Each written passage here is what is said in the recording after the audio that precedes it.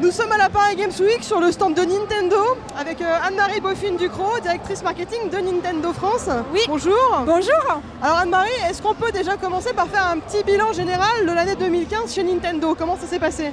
L'année 2015 chez Nintendo, c'est une année qui a vu beaucoup de belles choses, qui a vu arriver un jeu qu'on voit juste derrière nous, qui est Splatoon, qui est une toute nouvelle licence chez nous, qui est une relecture du jeu de tir en fait, qui a réinventé le jeu de tir en remplaçant l'hémoglobine par de la peinture et en montrant que de la peinture c'était capable d'être tout aussi compétitif et en même temps super fun puisqu'on retrouve tout l'esprit Mario Kart dans Splatoon.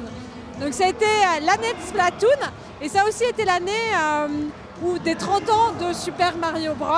Ouais, et donc l'année de Super Mario Maker, qui a été une sorte de cadeau de nos développeurs à tous ceux qui ont grandi à toutes les époques finalement avec Super Mario Bros. Et qui permet donc à chacun soit de jouer à des niveaux des joueurs du monde entier, soit de les créer et surtout de les partager. Et aujourd'hui, il y a plus de 3,3 millions de niveaux jouables sur Super Mario Maker. C'est dingue, ouais. C'est le Mario de l'infini, quoi. Est-ce que vous vous attendiez chez Nintendo à ce que ce soit des jeux? Alors je pense peut-être plus particulièrement à Splatoon, parce que Mario, bon, tout le monde aime Mario, mais Splatoon, ça a été une surprise chez Nintendo, le succès de ce jeu? C'était plus fort que ce qu'on attendait. On savait que c'était, en fait, quand on l'a présenté, pas à cette E3, mais à l'E3 de l'année précédente, on a vu que la communauté répondait, et plus fort qu'on l'attendait, donc on sentait les prémices dans notre communauté d'une attente autour du titre.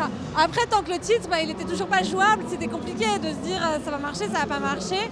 Et finalement, c'est vrai que je pense que ça répondait à une attente, quoi. Tout simplement l'envie de se marrer, quoi. Il y a eu des annonces de fait à l'E3.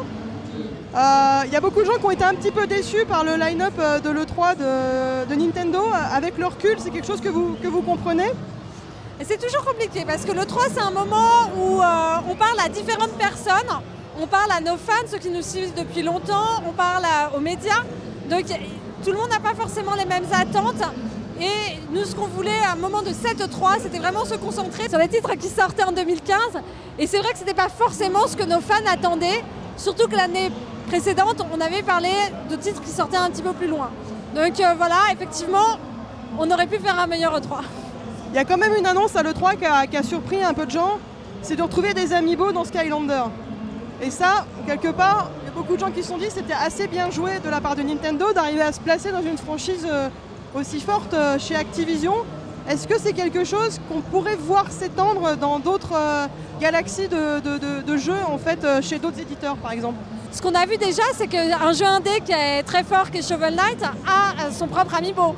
Donc voilà, on voit que tout ce qui légitimement peut avoir un amiibo, sachant que les amiibo, il y a deux aspects. Il y a vraiment l'aspect jeu, et jeu dans plein de jeux différents, puisque on le voit, les joueurs prennent un amiibo et Picor, ils mettent leur amiibo dans plein de différents jeux. Et il y a l'aspect collection, donc toutes les figurines qui peuvent avoir ça, il n'y a pas de raison, ça n'existe pas maintenant. Donc ce qui est sûr, c'est qu'Amiibo s'est installé chez Nintendo et que ça va continuer, quoi.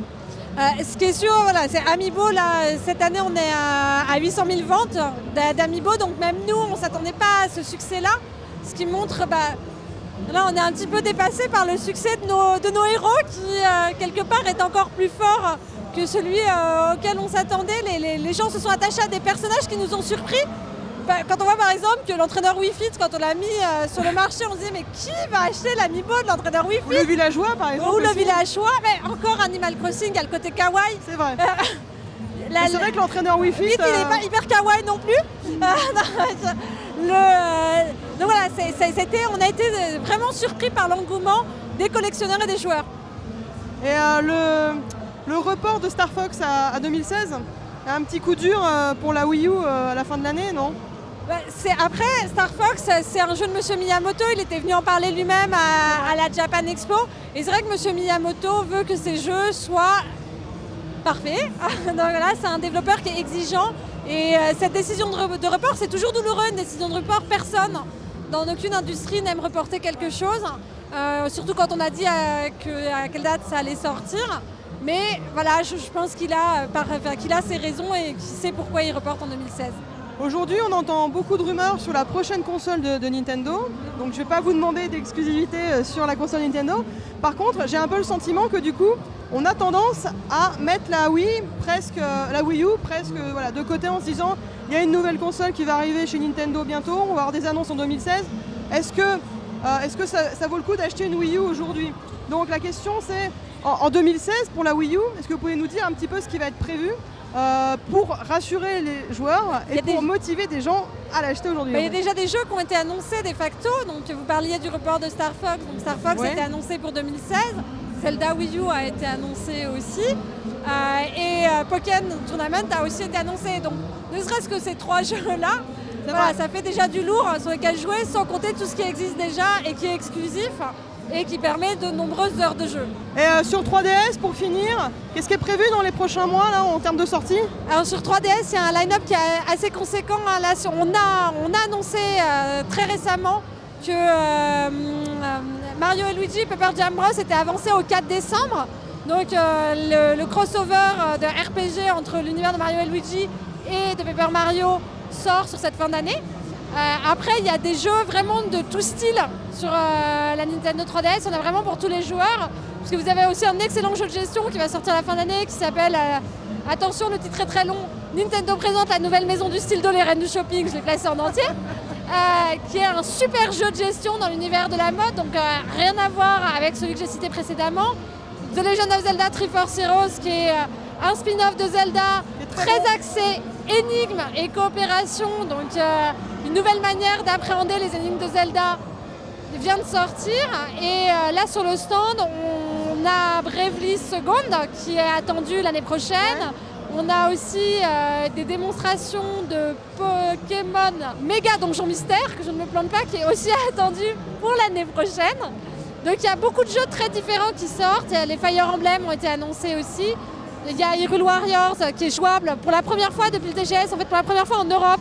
Hyrule Warriors 3DS est jouable sur le stand. Donc il y a pas mal de choses extrêmement diverses. Il y en a pour tous les goûts. Et il y aura sans doute du Nintendo sous le sapin encore cette année. J'espère. Je le souhaite pour tous ceux qui ont envie de jouer à des bons jeux Nintendo. En tout cas, merci beaucoup pour ce bilan et ces perspectives. Merci. Et bonne fin de salon. Merci et puis vous, bonne fin de salon aussi. Merci. Au revoir.